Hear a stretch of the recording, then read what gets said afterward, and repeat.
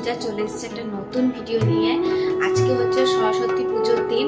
আমি সকাল সকাল উঠে গিয়েছি রান্না করবো বলে, কারণ আজকে সোসাইটিতে সরস্বতী পুজো হবে, আজকে গরুর হাতে খড়ি হবে, তো তোমাদের সবটাই শেয়ার করব। আর বাইরে তোমাদেরকে দেখাচ্ছি কত অন্ধকার, এখনো সকালের আলো মানে সূর্যের আলো ভালোভাবে আসেনি।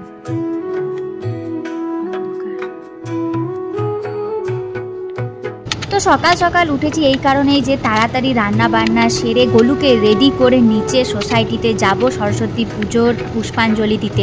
তো এখানে আমি সবজি কাটতে বসে গেছি। তো এখন আমি গরুর এই ড্রাই ফ্রুটগুলো রাতে ভিজিয়ে রেখেছিলাম, এই দিয়ে শিলনোড়াতে আমি বাড়বো, কারণ গরু যদি উঠে যায় না তখন আর কিছু করা হবে না। তো এইটা আগে ধুয়ে নিই ভালো করে।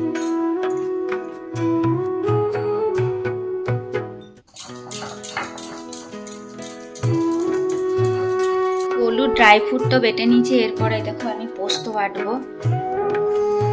আর আজকে এক বেলায় রান্না আছে, কারণ সোসাইটিতে আজকে সরস্বতী পুজো উপলক্ষে রাত্রেবেলা খাওয়ানো হবে।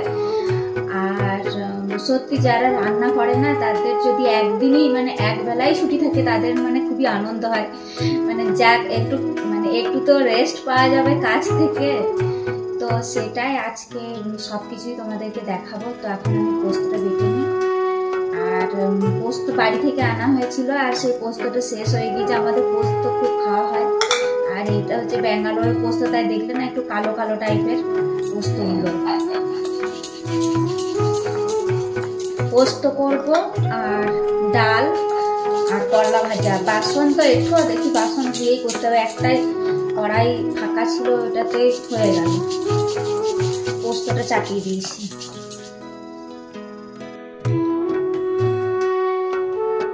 তো এখন বেজে গিয়েছে 6:30, আর তাই ভাবলাম একটু চা করা যাক। চা আর এই রাস্ক বিস্কুট খেতে আমার দারুণ লাগে।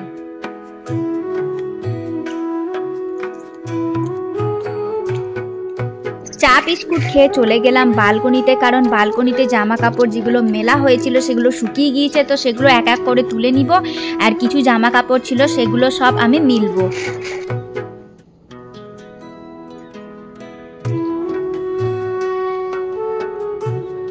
আমার করলা ভাজা আর ঝিঙ্গে আলু কাঁচকলা দিয়ে পোস্ত হয়ে গিয়েছে। এখন ডালটা করব আর ভাত। ডালটা তো ভিজতে দিয়ে দিয়েছি, আর এখন একটুতে পড়ে আছে, ললিতা আসেনি, তার জন্য আমি করতে পারছি না। ততক্ষণে আসুক আর আমি বাকি কাজগুলো সারি। এখন অনেক কাজ আছে, দাঁড়াও তোমাদের জিনিস দেখাচ্ছি। ওগুলো কি করে রেখেছে দেখো, পুরো রং পেন্সিল দিয়ে এগুলো সব পরিষ্কার করতে হবে। দেখো কি অবস্থা।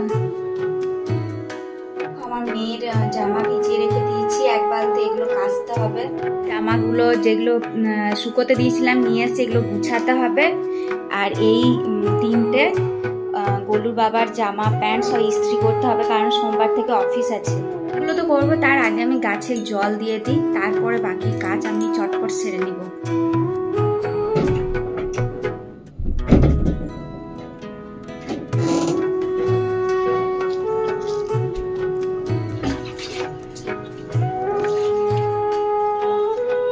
তো দেখতে পাচ্ছ আমি সব জামা কাপড়গুলো এখানে ভালো করে গুছিয়ে রেখে দিয়েছি। আর এরপরে আমি ইস্ত্রিটাও করে নিব। গোলুর বাবার যে জিন্সের প্যান্ট আর জামাটা ছিল সেগুলো ইস্ত্রি করে নিতে হবে। ইস্ত্রি করা হয়ে গিয়েছে, আর ইস্ত্রি করতে করতে আমার না কোমরে প্রচণ্ড ব্যথা করে গিয়েছে। এখন আমি গোলুকে খাওয়াবো, 8টা বাজছে। তো গোলুকে আমি একটা হোমমেড সেরেলাক বানিয়েছি সেটা দিব, আর ড্রাই ফ্রুট শিলনোড়াতে বেটে রেখেছি সেটা, আর দুধ দিয়ে সেটা খাবো। তারপরে আবার ব্রেকফাস্ট খাবো, সেটা 10:30 সাড়ে 10টা। আচ্ছা এই সেরেলাকটা এই দেখো, তো এইটা একটু কালো কালো, কারণ এটা আমি বলছি কি দিয়ে বানিয়েছি। এটা প্রথমে আমি রাগিকে চাপাতির মতো করে রুটির মতো করে দিয়েছিলাম, দিয়ে ওটাকে মিক্সিতে পেস্ট করেছি। আর এটাতে আছে চিড়ে আর মাখানা আর ড্রাই ফ্রুট আর খেজুর, শুকনো খেজুর, যাতে একটু মিষ্টি মিষ্টি লাগে।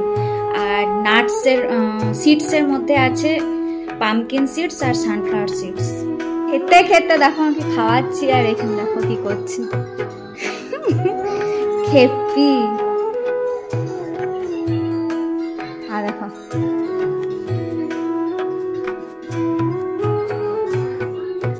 গোলুকে তো খাওয়ানো হয়ে গিয়েছে। আর দেখতে পাচ্ছ এই বইটার স্লেট চক এগুলো আমি সব সরস্বতী পুজো যেখানে হচ্ছে সেখানে দিব। আর এই স্লেট আর চকটাতে গোলু হাতে খড়ি দিবে। তো আমি আর গোলু রেডি হয়ে গিয়েছি।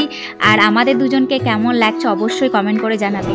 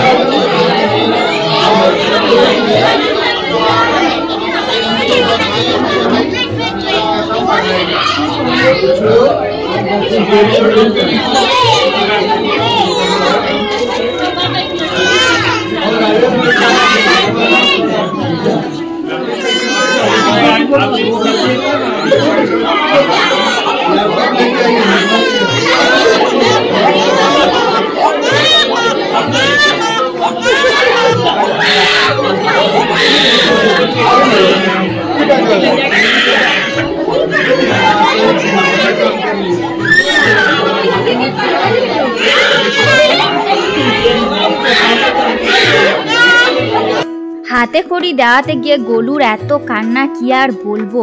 যাই হোক সবকিছু ভালোভাবে সম্পন্ন হয়ে গিয়েছে। পরের দিন ছিল ঠাকুর বিসর্জন। আর এখানে মা সরস্বতী মাতাকে বিসর্জন করা হচ্ছে। আর আমাদের এখানে তো পুকুর বা নদী সেরকম কিছু নাই, তাই এখানে একটা বড় ড্রামের মধ্যে জল ভরে সেখানে ফুল দিয়ে মাকে বিসর্জন করা হচ্ছে। এই বছর সরস্বতী পুজো আমাদের তো খুবই ভালো কেটেছে। আর ভিডিওটা আশা করি আপনাদের ভালো লেগেছে। যদি ভালো লাগে তাহলে লাইক শেয়ার সাবস্ক্রাইব করে দিন। টাটা। বাবু বাবু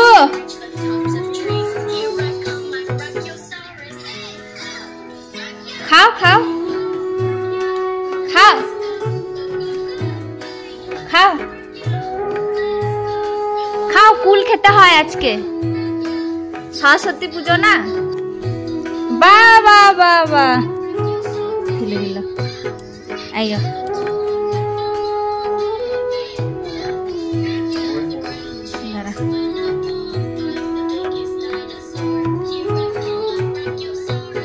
ভালো না,